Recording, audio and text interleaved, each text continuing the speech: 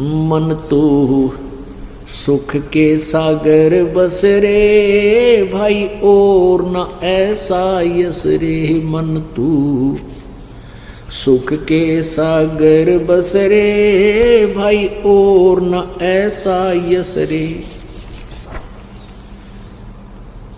अब क्या बताते हैं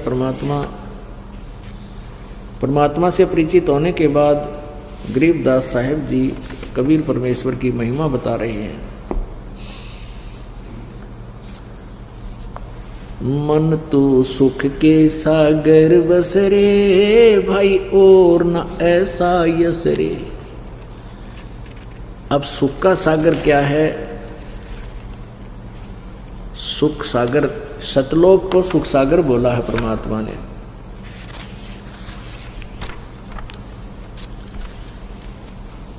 सतलोक को सुख सागर कहा है कि जैसे सुख सागर की डेफिनेशन बताई है, शंखों लहर मेहर की उपजे कहर नहीं जा कोई, दास गरीब अचल अविनाशी सुख का सागर सोई।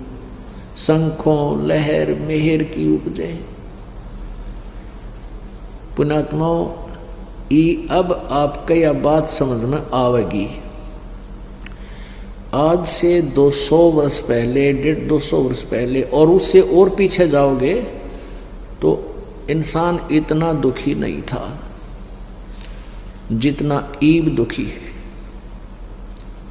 और अब हमने ये माया का जो नकली सुख गणा दिखा है, जैसे कार होगी, कोठी होगी, अच्छे चटक मटक कपड़े सुंदर पहनना हो गए, तो हम आज नो दिखे हैं कि बड़े समाज जो है ना विकसित हो गया, शिक्षित हो गया और बड़ा सुखी है।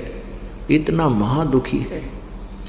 कितना देख लो जाके, ऑफिस में देख ले जो नौकरी करते हैं 24 घंटे टेंशन रहती है।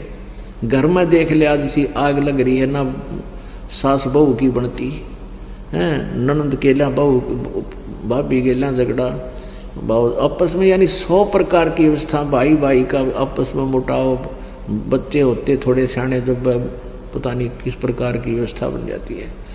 तो कोई भी जीव सुखी नहीं है। अब आपका यह बात समझ में आएगी। अगर 200 वर्ष पहले भी परमात्मा भी आए थे, एक तो शिक्षा का अभाव गणा था और दूसरा ये था कि आदमी अपनी इतना काल नहीं था जितना वर्तमान में है।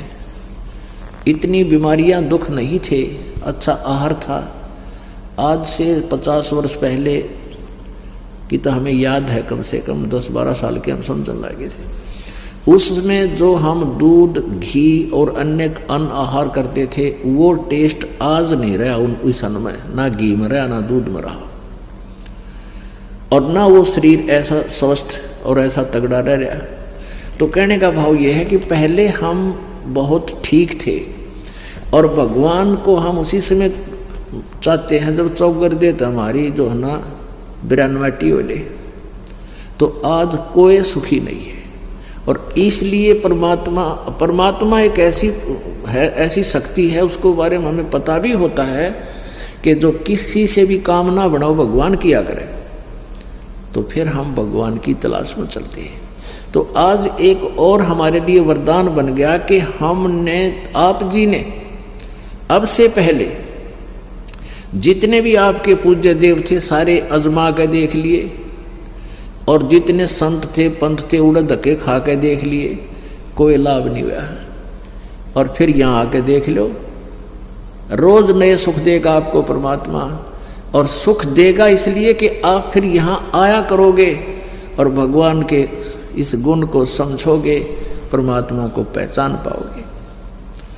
तो क्या बताते हैं कि शंखों लहर मेहर की उपजे और कहर नहीं जा कोई, दास गरीब अचल अविनाशी सुख का सागर सोई। एक कभी कभी किसी दिन आपके मन में एक ऐसी हिलोर उठती है, इतना आनंद सा बन जाता है ना कोई बुरा लगता है, दुश्मन के प्रति भी आपका कोई विरोध नहीं रहता। अपने ऑटोमेटिकली अगर उसके प्रति आप ईर्ष्या पैदा करने चाहो ना, उस क्षण में वह भी नहीं हो सकती। ये दास के साथ घनी बार बीत रही है। और उसके जाने के बाद वह होती है थोड़ी बहुत देर की, बस ज़्यादा ज़्यादा 1-2 मिनट रह जाया करे कई बार।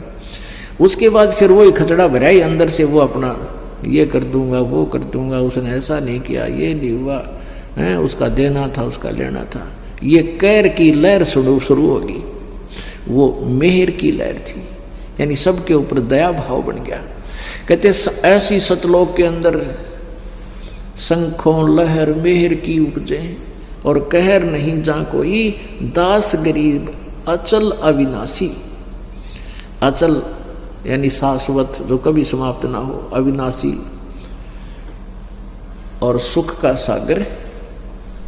सागर माने समुद्र हो। अब एक एक शब्द में इतना गूढ़ रहस्य भरा, जैसे समुद्र ना आप देखो, इस सागर सुख सागर के समझाने के लिए समुद्र में कभी देखा हो जा करके, जब समुद्र में 100 किलोमीटर चला जाता है तो पीछे की कोई वस्तु नहीं दिखती और आगे की नहीं दिखती, केवल जल ही जल दिखाई देता है। तो कहते हैं उस परमात्मा सच्चे लोक में, सतलोक में जाने के बाद वहाँ वो सुख का सागर है, जहाँ जल ही जल, यानी सुख ही सुख, सुख ही सुख, सुख ही सुख।